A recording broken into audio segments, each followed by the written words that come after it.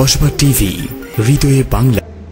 সুপ্রিয় দর্শক, আজকে আমাদের স্টোরিতে পর্বের শুরুতে রয়েছেন আমাদের কসবা টিআরই কলেজের প্রিন্সিপাল মানে অধ্যক্ষ এম আজাদ সাহেব। আমাদের আরও রয়েছেন কসবা প্রেস ক্লাবের সাবেক সভাপতি, লেখাপড়া উচ্চ বিদ্যালয়ের সাবেক প্রধান শিক্ষক আব্দুল হান্নান সাহেব। স্যার, আপনার কেমন আছেন?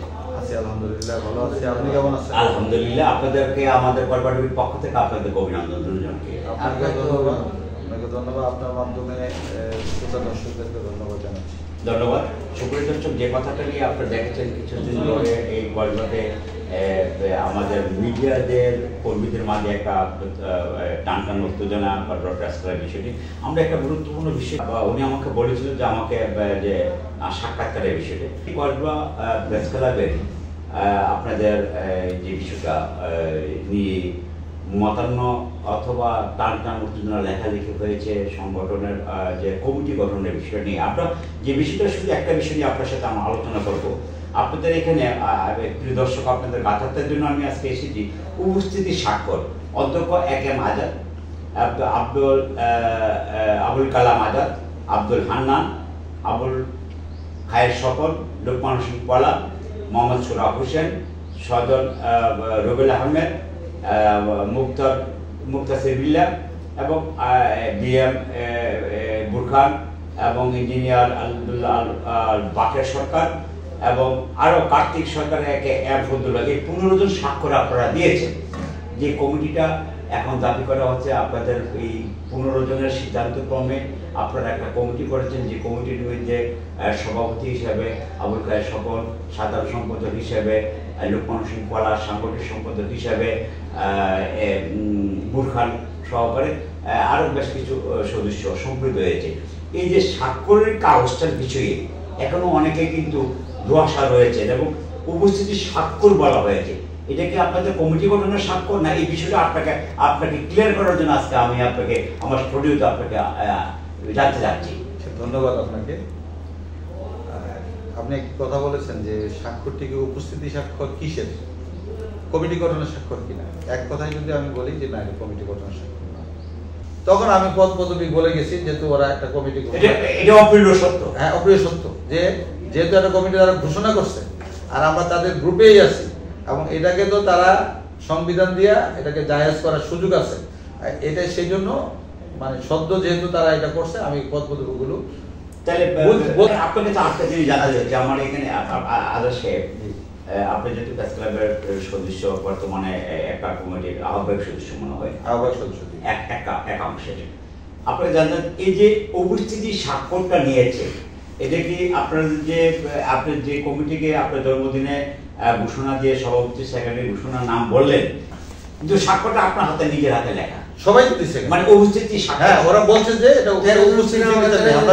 আমার প্রশ্ন, এই উপস্থিতি এই স্বাক্ষরটাকে আপনারা কি মনে করেন স্বাক্ষর সঠিক রয়েছে? স্বাক্ষর সঠিক, সরি টু সে, এইভাবে স্বাক্ষর নিয়ে কিন্তু আপনারা আমাকে কিন্তু মিথ্যা মামলা একটা দিয়েছিলেন। এখানে কিন্তু আপনাদের স্বাক্ষর, আপনার স্বাক্ষর আছে, ওনার স্বাক্ষর আছে। আমি গাতাতের জন্য বলি, সলমান খান নিয়ে তার স্বার্থ উদ্ধারের মামলা দিয়েছেন, আমি বিজ্ঞ আদালতের মাধ্যমে নির্দোষ প্রমাণিত হয়েছি এবং আপনাদের জানার পর আপনারা দুঃখ প্রকাশ করেছেন। ওই মামলা সম্পর্কে আমরা কিছুই জানতাম না। তো স্বাক্ষরটি কিভাবে দিলেন? আমরা কিছু জানতাম না স্বাক্ষরের বিষয়ে।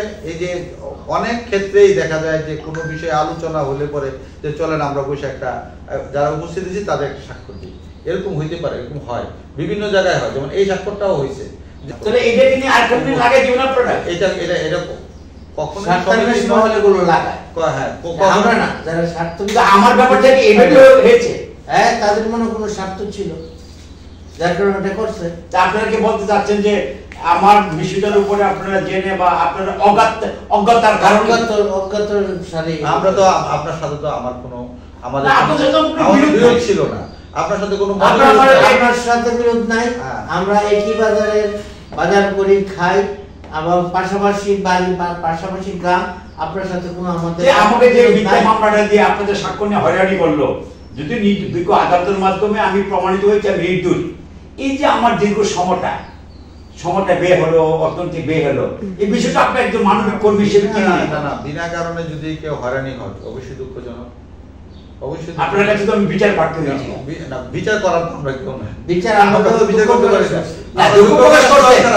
শুনেন, একজন তবে এইসব লোকদেরকে এই ক্লাব থেকে আমার মনে হয় চিহ্নিত করা উচিত, কারণ আরো বড় ধরনের কোনো ঘটনা ঘটতে পারে। কারণ আপনাদের উপস্থিতিটা আমাকে নিয়ে একটা মামলা দিয়েছেন। এটা না, আমি একটু ক্লিয়ার করি। বিষয়টা হলো, আমি শ্রোতা দর্শকবৃন্দকে আপনার মাধ্যমে সকলকে আমি সালাম জানাচ্ছি এবং শুভেচ্ছা জানাচ্ছি। তো আমি বলতে চাচ্ছি এই কথাটাই যে অতীতে সাক্ষ্য নিয়ে একটা অপকর্ম করেছে। হ্যাঁ, আমাকে মামলা দিয়েছে। আমার মনে হয় যে এখনো এটা অপকর্মের সামিল। আমাদের প্রশ্নটা হলো, এই বর্তমান যে কমিটি তারা সভাপতি দাপি সেক্রেটারি দাবি করা হচ্ছে বা চালে আছে প্রায় 4 মাস নাকি 4 মাস, প্রায় 4 মাসের ভিতরে তো আপনারা কোনো পদক্ষেপ নেন নাই। না না না, তৎক্ষণাৎ 2 মাস পার অতিক্রম করার পরও নেন নাই, 3 মাস অতিক্রম করার পরও নেন নাই, এই ইদানিং আপনারা নিয়েছেন।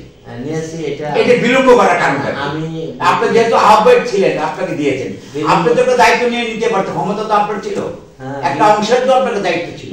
হ্যাঁ ছিল, সেই সুযোগ তো আমাকে দেওয়া হয় না আমার থেকে। না, আপনি তো আহ্বায়ক, আপনি তো সিলাই নিচ্ছে। না, আপনি তো শুধু আমাকে তো জিজ্ঞেস করলো না যে আপনি তো আহ্বায়ক, আপনাকে তো আমাকে আহ্বায়ক তো তখন এরা আমাকে তো কোনো জিজ্ঞেস করে নাই। না, আপনার তো ক্ষমতা বিষয় প্রকাশ করছে।